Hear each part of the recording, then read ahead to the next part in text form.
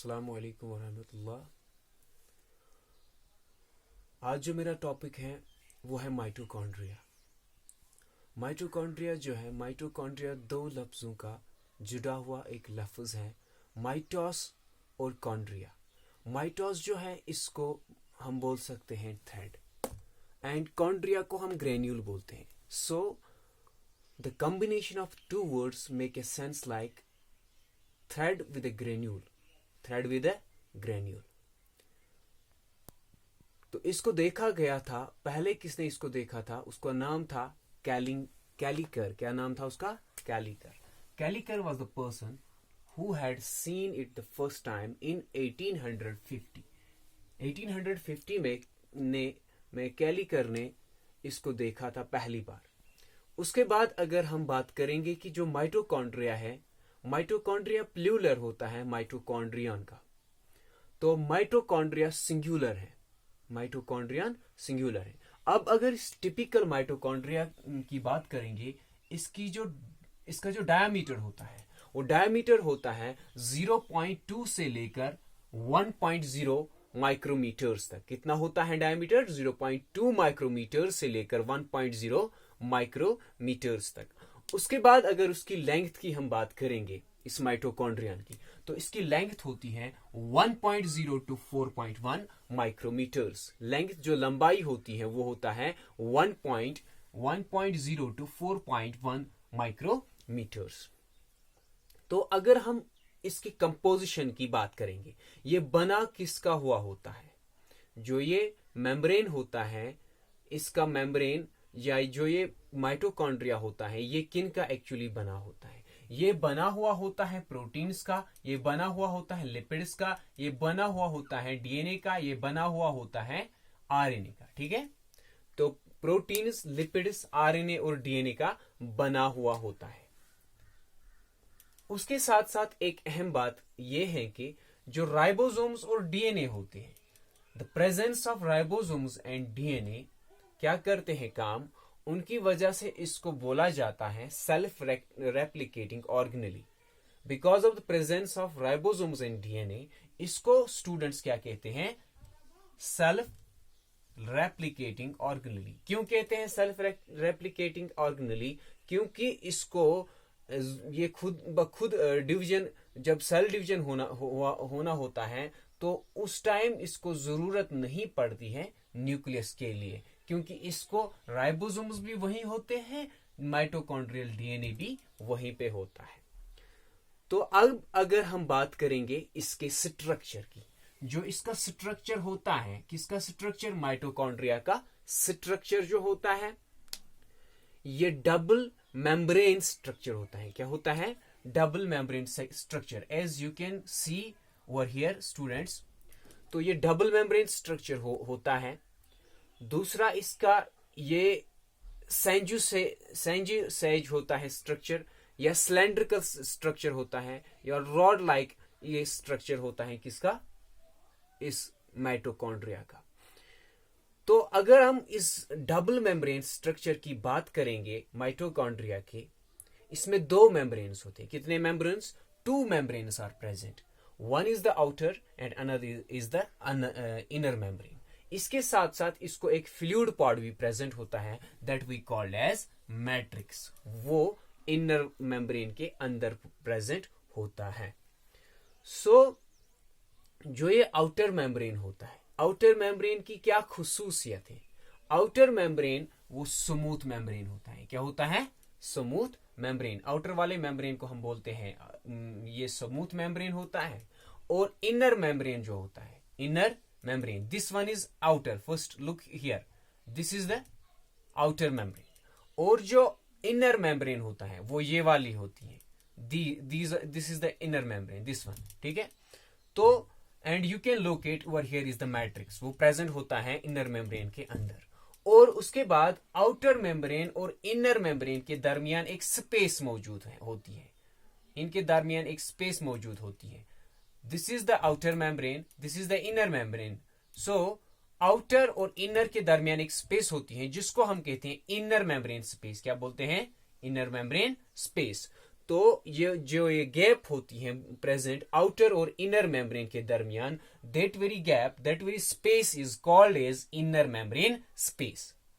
तो इसके बाद अगर हम इनर मेम्ब्रेन की बात करेंगे डिटेल में, इनर मेम्ब्रेन में आपने देख लिया ये फोल्ड्स प्रेजेंट है, इनफोल्डिंग्स प्रेजेंट है, कन्वलेटिंग इनफोल्ड्स प्रेजेंट होते हैं। यहां पे क्या होते हैं, कन्वलेटिंग फोल्डिंग्स प्रेजेंट होते हैं इस इनर मेम्ब्रेन में, या फिंगर लाइक ये क्या होते हैं, इनफोल्ड्स प्रेजेंट होते हैं। तो इनको हम क्या कहते हैं, सिस्ट्री, क्या बोलते हैं इनको, क्रिस्टी बोलते हैं। क्या बोलते हैं इनको, क्रिस्टी।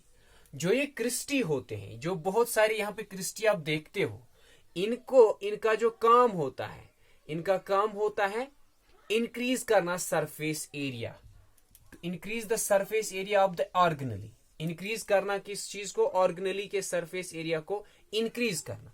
तो उससे क्या फायदा हो सकता है, उससे एटीपी और जो प्रोटीन सिंथेसिस होगी वो इंक्रीज हो जाएगी बिकॉज ऑफ दीज क्रिस्टीज। तो उसके बाद क्या हम देखेंगे, जो मैट्रिक्स है, ये आप देख रहे हैं यहाँ पे मैट्रिक्स है। मैट्रिक्स में आप देख रहे हो, ये नजर आ रहे हैं आपको, इसमें राइबोसोम्स प्रेजेंट होते हैं, इसमें माइटोकॉन्ड्रियल डीएनए प्रेजेंट होता है, इसमें एंजाइम्स प्रेजेंट होते हैं। ठीक है, जो ये मैंने यहाँ पे ये थोड़े पार्टिकल्स जैसे दिखाए हैं, या ये सब किसमें प्रेजेंट होते हैं, मैट्रिक्स में। तो इसमें एक खास किस्म का एंजाइम होता है प्रेजेंट, जिसको हम बोलते हैं एटीपी सिंथेटेस, एटीपी सिंथेटेस। ठीक है, तो इसके साथ साथ मैं आपको एक इंपॉर्टेंट चीज बताने वाला हूं, जो ये इस मेम्ब्रेन के बारे में। जो ये मेम्ब्रेन होते हैं, इसमें सिर्फ और सिर्फ ऑक्सीजन के मॉलिक्यूल्स, इनके लिए ये परमेबल होता है, और दूसरा एक मॉलिक्यूल होता है जिसके लिए ये परमेबल होता है, जिसको हम बोलते हैं एटीपी मॉलिक्यूल। एटीपी मॉलिक्यूल और ऑक्सीजन मॉलिक्यूल के लिए ये क्या होता है, ये परमेबल होता है ये मेम्ब्रेन। ठीक है, इसके बाद अगर हम बात करेंगे कि इसकी फंक्शंस की, पहले आपने देखा कंपोजिशन क्या है, इसका स्ट्रक्चर क्या है, तो अब हम बात करेंगे जो इसकी फंक्शंस होंगी वो क्या है। आप सब लोगों को पता है mitochondria is called as the power house of the cell. क्यों कहते हैं इसको power house of the cell, because it generates what, it generates और it provides the energy, it provides first function, it provides energy.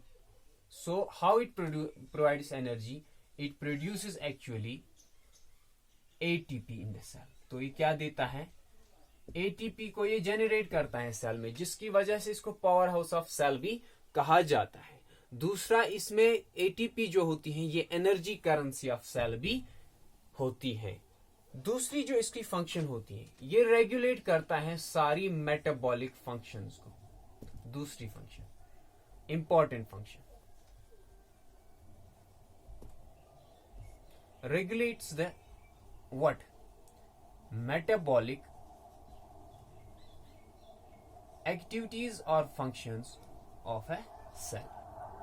तीसरी function ये होती है कि जो सेल की ग्रोथ होनी होती है या मल्टीपल होते हैं सेल्स, सो उनमें ये उनको प्रमोट ही करता है। क्या करता है, प्रमोट्स द जो नई सेल्स एक्चुअली बनी होंगी, new cell growth and cell multiplication.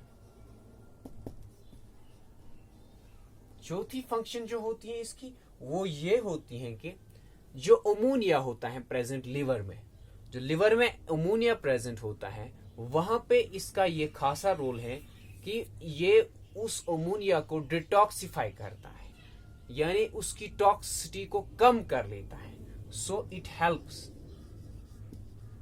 In the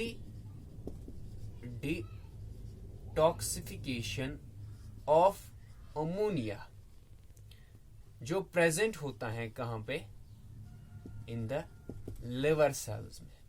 liver cells में जो प्रेजेंट होता है अमोनिया, उसको ये डिटॉक्सिफाई करता है, कम कर लेता है। उसकी टॉक्सिटी को कम कर लेता है। पांचवी फंक्शन इसमें बहुत ज्यादा इंपॉर्टेंट होती है, वो होती है प्रोग्राम्ड सेल डेथ जो होती है, या जिसको हम प्रोग्राम्ड सेल डेथ और एपोप्टोसिस भी जिसको कहते हैं, तो उसमें इसका अहम रोल होता है। क्या होता है? एक अहम role. It has an important role in programmed cell death और एपोप्टोसिस। ठीक है। इसके साथ साथ छठी फंक्शन इसकी ये होती है कि ये बिल्ड करता है कुछ प्रोटीन्स, कुछ हार्मोन्स को और कुछ ब्लड के हिस्से को।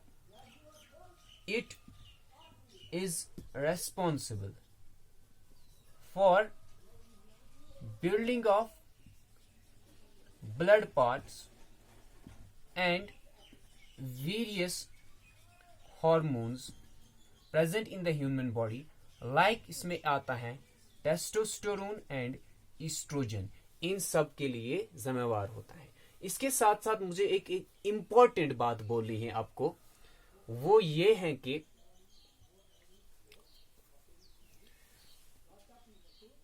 जो लिवर सेल्स होती हैं, मसल सेल्स होती हैं, और जो स्पर्मेटोजुआ होता है, लिवर सेल्स, मसल सेल्स और स्पर्मेटोजुआ जो होती हैं, वो मोस्ट एक्टिव सेल्स होती हैं। क्या होती हैं? Most active cells of the body. Liver cells, muscle cells and spermatozoa और most active cells of the body. तो उनकी वजह से क्या होता है, उनमें ग्रेटर नंबर यानी मल्टीपल नंबर ऑफ माइटोकॉन्ड्रिया वहां पे प्रेजेंट होते हैं। ठीक है, क्योंकि ये most active cells of the cell types of the body होती है, तो इनमें बहुत सारे माइटोकॉन्ड्रिया प्रेजेंट होती है। This is important. तो फिर से मैं आपको रिव्यू करता हूँ, रिकैप्चुलेट करता हूँ। पहले मैंने बताया जो माइटोकॉन्ड्रिया होता है ये दो लफ्जों का बना हुआ होता है, that is thread and granule. Mitos means thread, chondria means granule. इसको पहले देखा गया था कैलिकर ने 1850 में। उसके बाद मैंने आपको बताया कंपोजिशन मैंने बताया कि ये बना हुआ होता है प्रोटीन्स का, लिपिड्स का और आरएनए और डीएनए का। इसके साथ साथ मैंने आपको बताया कंपोजिशन में इसको सेल्फ रेप्लिकेटिंग ऑर्गेनेली बोलते हैं, because of the presence of ribosomes and mitochondrial DNA. उसके बाद मैंने आपको बताया जो इसका सिंगुलर होता है, किसका सिंगुलर होता है? माइटोकॉन्ड्रिया का, वो माइटोकॉन्ड्रियन होता है। तो उसका डायमीटर अगर हम देखेंगे, डायमीटर 0.2 माइक्रोमीटर्स तक होता है, 0.2 to 1 माइक्रोमीटर तक होता है, और इसकी जो लेंथ होती है वो वेरी होती है 1 माइक्रोमीटर से लेकर 4.1 माइक्रोमीटर्स तक। इसके बाद मैंने आपको स्ट्रक्चर बताया। स्ट्रक्चर में मैंने आपको बताया कि ये सेंजोसेज स्ट्रक्चर होता है इसका, या रॉड लाइक होता है, या सिलेंड्रिकल होता है। उसके बाद मैंने बताया स्ट्रक्चर में अगर हम डिटेल में बात करेंगे, वो मैंने बताया इसमें इनर मेम्ब्रेन, इसमें क्या होता है आउटर मेम्ब्रेन और इनर मेम्ब्रेन। इनर और आउटर मेम्ब्रेन के बीच में एक स्पेस होती है, उसको बोलते हैं इनर मेम्ब्रेन स्पेस। उसको क्या बोलते हैं? इंटर मेम्ब्रेन स्पेस उसको बोलते हैं। ठीक है, इंटर मेम्ब्रेन स्पेस। ठीक है, उसके बाद मैंने आपको बताया इसमें एक मैट्रिक्स होता है, वो फ्लूइड पाथ होता है, वो बना हुआ होता है राइबोसोम्स का, उसमें प्रेजेंट होते हैं राइबोसोम्स, उसमें प्रेजेंट होते हैं एंजाइम्स, उसमें प्रेजेंट होता है डीएनए। उसके बाद मैंने आपको क्या बताया कि फंक्शंस के बारे में। फंक्शंस में सबसे पहले मैंने बताया कि ये प्रोड्यूस करता है एटीपी सेल में, ये रेगुलेट करता है metabolic functions of the cell, ये प्रमोट करता है न्यू सेल ग्रोथ और cell multiplication.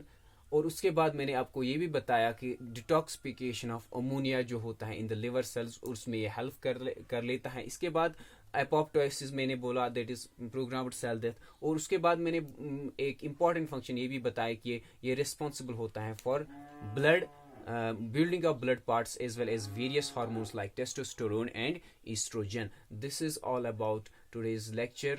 Hope you all would have understood it very well. Thanks for listening to today's lecture.